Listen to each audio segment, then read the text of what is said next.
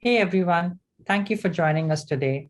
My name is Antriksh and I'm part of the hardwear.io team and your host for today. Before we begin the webinar, I would like to say we aim at sharing hardware security research and issues to the community and the industry via our hardware.io conferences, webinars, and trainings.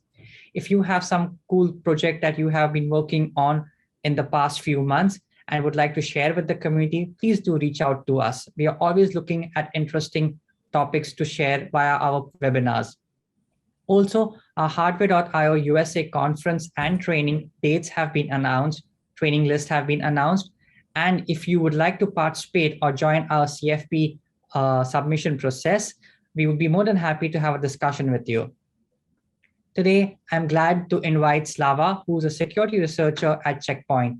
He has more than a decade of experience in mobile and firmware security issues, while also presenting his research at various international conferences around the world.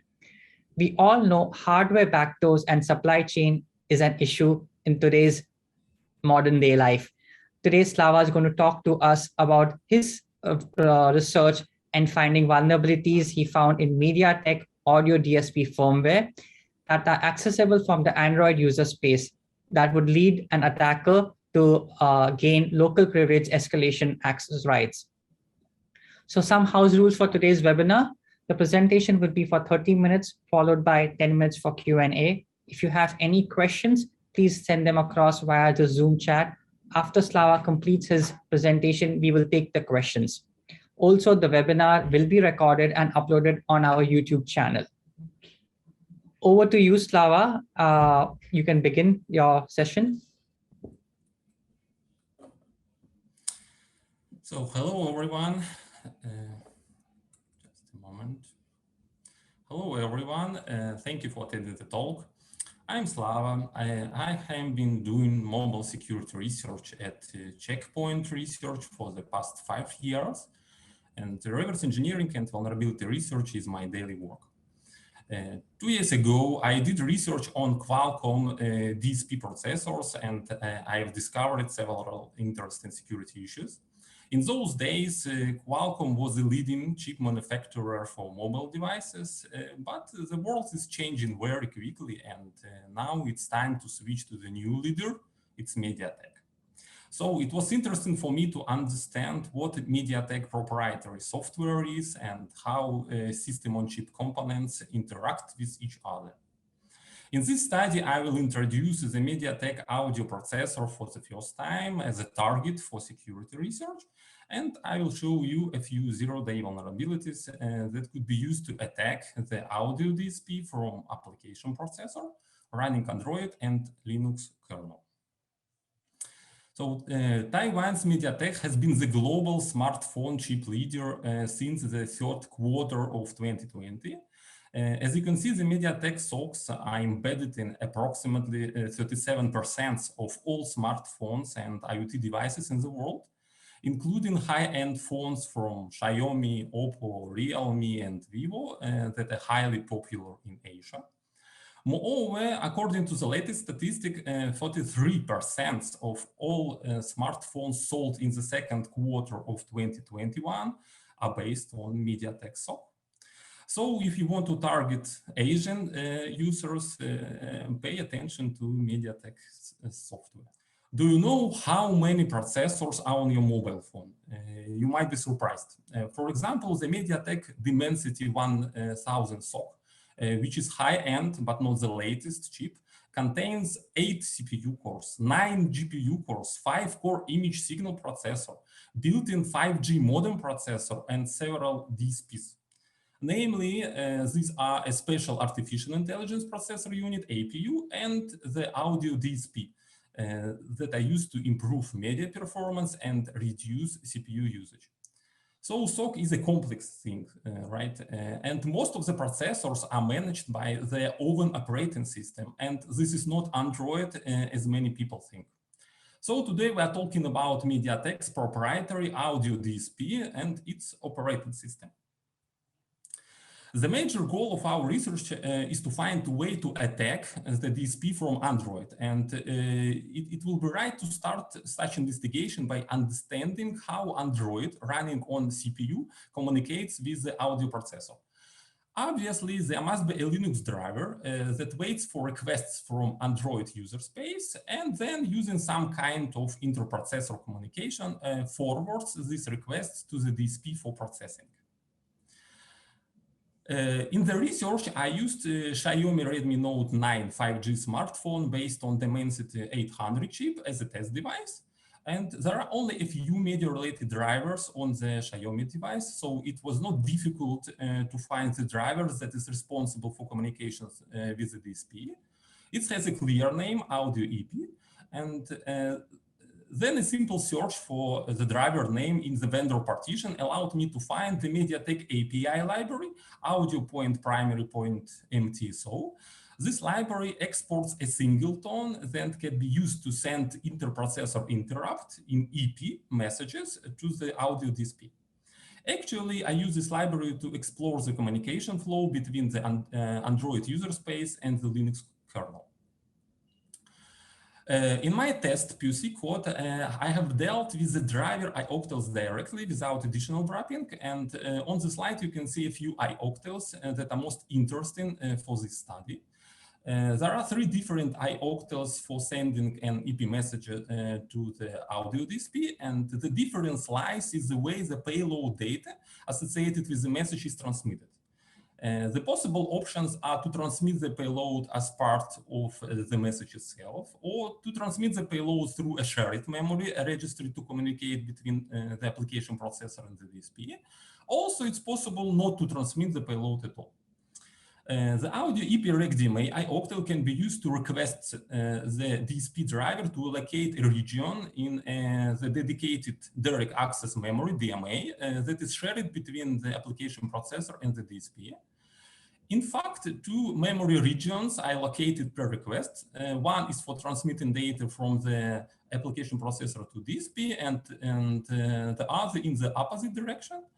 And as I have mentioned, the DSP driver uses these regions to transmit the payload when calling the audio EP send RAM ioctl and get the results back from the DSP.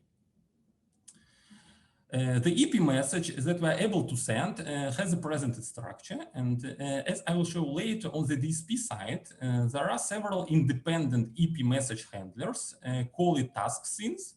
Each task scene has its own unique area of responsibility.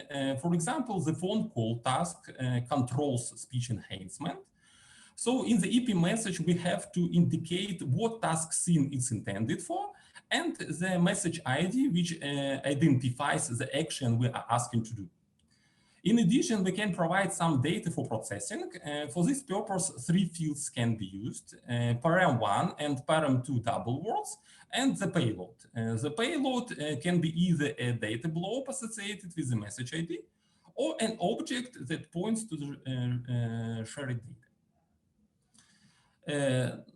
Now let's talk about the shared memory. The audio EP regDMA ioctl expects to receive an object of the presented structure as argument, and here we control the size of the allocated regions through the A to D size and D to A size fields. For our study, it means that we can provide the EP message payload as large as we want. On the Xiaomi device, Android kernel log kindly provides us information about the global DMA that is intended for communication between the CPU and the audio DSP. So we know the base address and the size of the DMA. It's really strange to log such information, right? And moreover, when we allocate a shared region for a task scene, the corresponding offset in the DMA are also logged. As you can see in the log snippet for the task scene 18, I have asked to locate 20 kilobytes for the A to D buffer and 19 kilobytes for the D to A. The offset in the DMA are also here.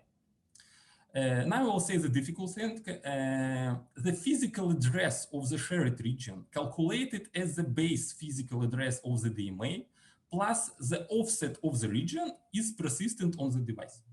That means that if after rebooting the mobile phone, we allocate the same shared region, we get the same physical address as before. Great, we will use it later. Okay, to clarify, let's take a look at the following functions that I have used to send EP messages. First, we create the regDMA object, fill in the fields indicating that we need 4 kilobyte memory for the message payload, and call the audio EP regDMA ioctl to allocate the shared region. Next, we create an EP message and put in their places the task scene, message ID, param1, param2, and the payload blob received as arguments of the function. And finally, we call the audio EP send DRAM ioctl to send the message and transmit the payload data through the shared region. Great. Now we know how to send an EP message to the audio DSP. The next step of the research is to find the task scenes and EP message handlers in the DSP firmware. Audio DSP is presented in the Xiaomi factory update by a separate audio DSP image file. Another way to get the image is to dump the audio DSP partition from a rooted device. The image file has a proprietary structure, but it can be easily reconstructed.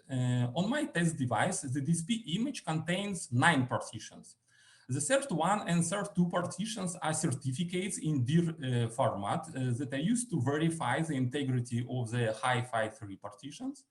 Each partition has a header that stores the size and name of the partition. The header starts with the magic, which can be used to quickly locate the beginning of the partition in the file.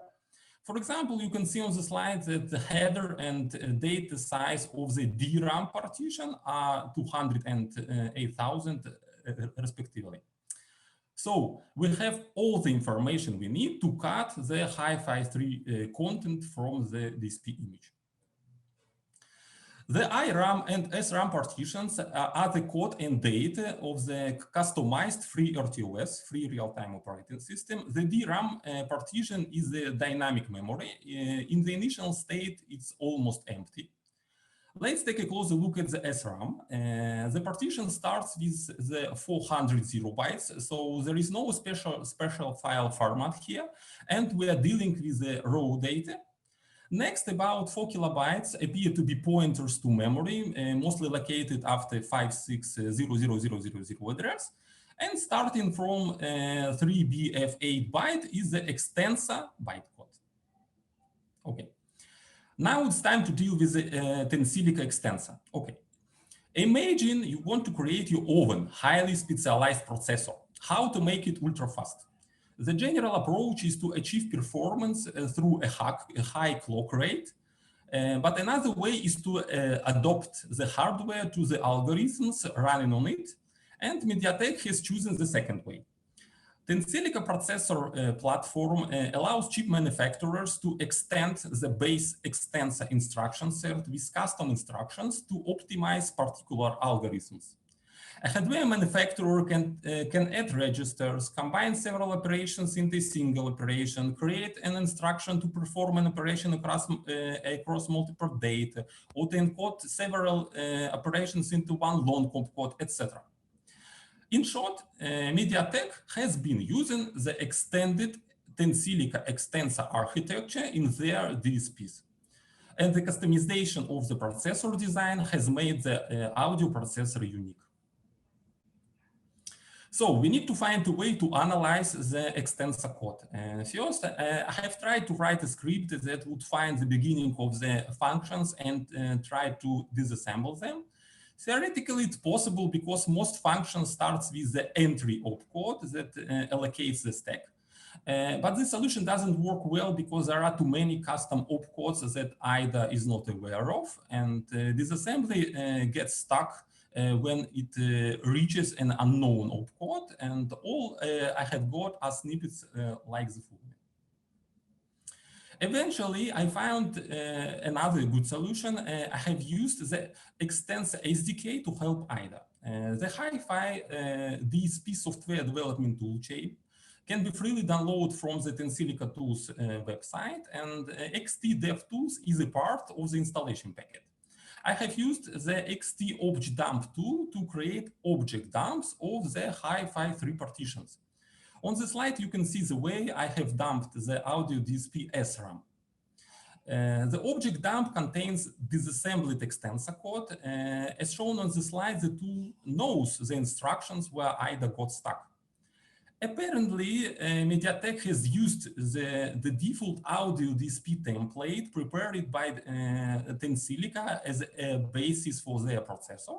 And MediaTek has added several particular instructions, but their number is small compared to those offered by Tensilica for the template DSP. The object dump contains many errors and cannot be used as a main source for the research. But it can help either to disassemble the Hi-Fi 3 partitions much better. The simplest solution is to use the object dump to add the disassembly as a comment to all unrecognized instructions. An IDA script can do this job, and on the slide you can see what the disassembled code and IDA navigation bar looks like after applying the dump. Almost all code chunks were recognized. It should be noted that most of the firmware functions contain code to log debug information, and a log message includes, among other things, the name of the current function. So MediaTek has given us self-described function names and the ability to quickly search for functions in the code. Great. So, well, we found a way to research the audio DSP firmware. Now let's take a look at its content. The MediaTek audio DSP operating system is an adopted version of the free RTOS. MediaTek has used the third-party kernel and implemented audio and messaging logic on top of it. The DSP operating system creates a number of audio tasks at startup and associates them with scene IDs. And the create all audio task function is a factory where we can find all supported tasks and scene IDs. And on the slide, I have listed the tasks running on my test Xiaomi device. And I've also highlighted the tasks I have found vulnerable. Okay, the audio EP Linux driver does not communicate with the audio DSP directly. Instead, it forwards EP messages to the system control processor, SCP, by adding them to the SCP queue. And the DSP operating system registers a SCP dispatcher to receive audio EP messages from the SCP. Each audio task is presented in the DSP operating system by a task object that, among other things, contains a pointer to a receive message function. The SCP message dispatcher calls this function when a new EP message arrives, and the EP message is passed to the function as the second argument. The receive message functions are what we're looking for, and this is where audio tasks begin to handle EP messages sent from the Android side. But after a quick look at the code, I see that most tasks, other than the phone call, offload, controller, and daemon, use the same task common receive message function.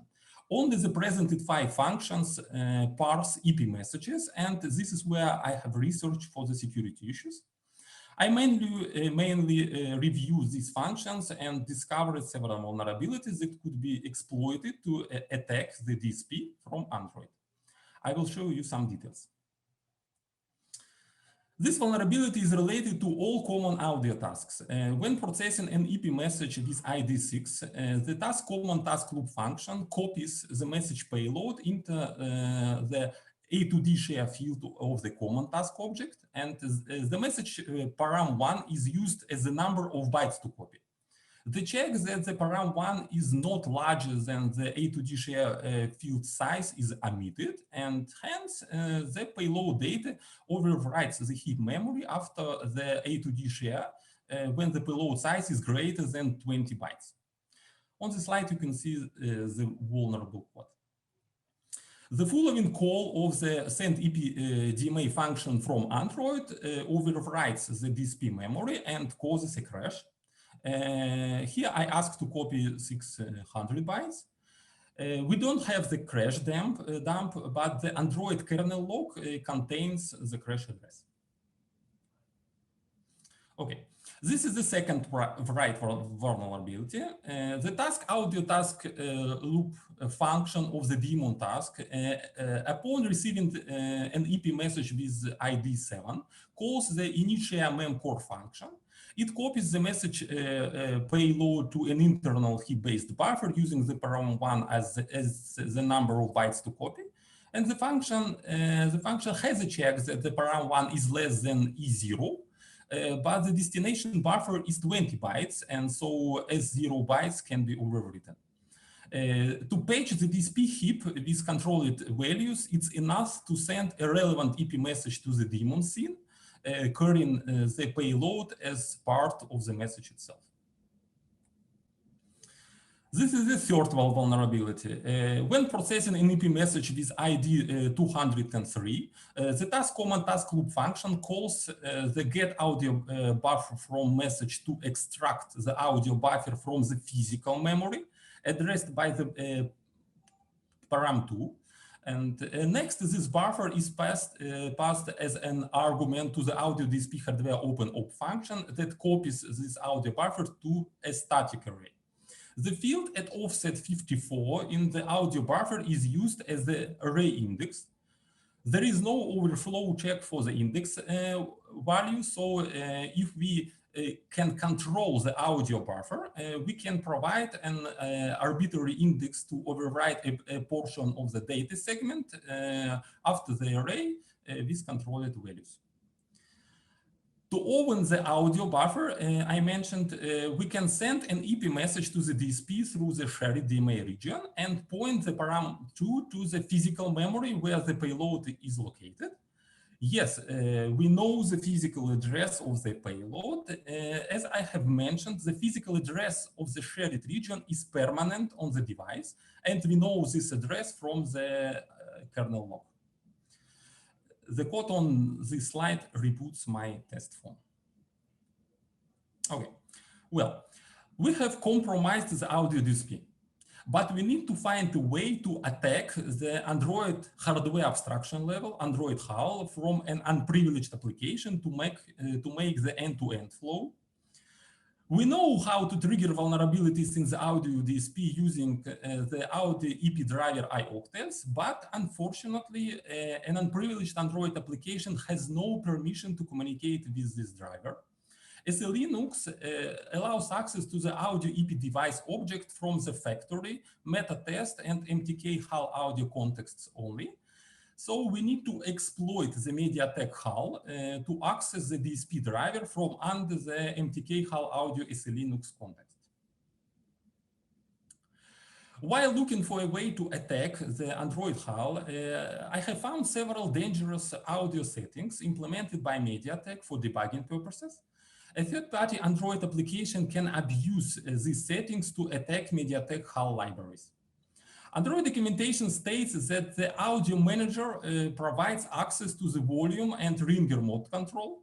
An Android application can bind the audio service and then use the set parameters method of the audio manager to configure the hardware. A device manufacturer can add its own audio settings and keep track of their changes, as MediaTek provides proprietary parameters to configure the Oris's high libraries. The audio point primary point MTSO library is responsible for parsing and handling such proprietary settings.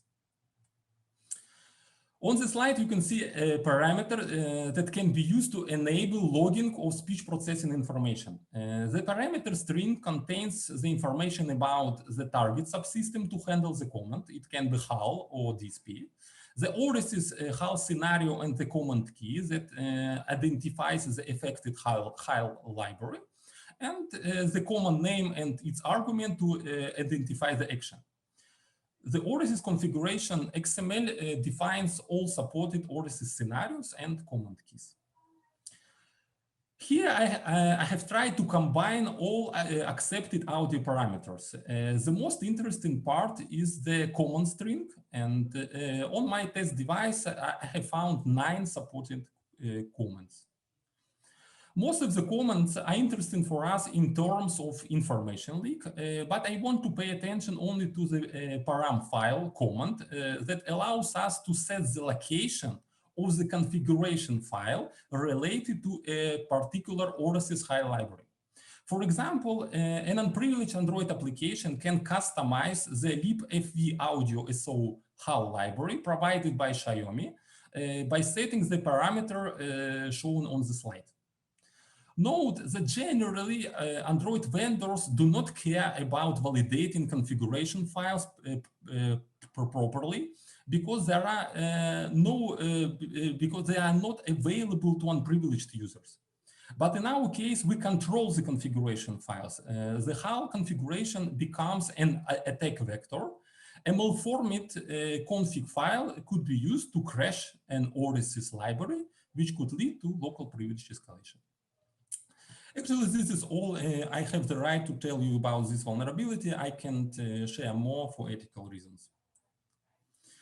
Well, to summarize, in this research, we have looked at MediaTek Audio DSP as an attack target. An unprivileged Android application can attack the MediaTek HAL, thus being able to send messages to the to the Audio DSP.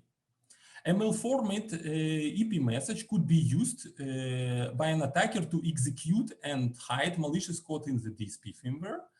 And since the DSP operating system has access to the audio data flow, the attack on the DSP could be used to eavesdrop on the user. And since the DSP operating system works directly with physical memory, it will be nice to research how to attack Android kernel from the audio DSP and try to obtain root rights on the device. These are the mitigations. To mitigate the described audio configuration issue, MediaTek has decided to remove the ability to use the param file command via the audio manager in the release build of Android. And the page was published in the MediaTek Security Bulletin in December 2020. And all the vulnerabilities I have presented today have been fixed by MediaTek in October. Actually, thank you for your attention, and you can find many good security reasons on the Checkpoint Research blog. Yeah. Thank you. Yeah, thank you so much, Slava. And if you have any more questions, we'll just send it across on the YouTube channel when we release this video, and we will reach out to Slava for answering them as well. Thank you so much, everybody. Bye-bye. Thank you very much.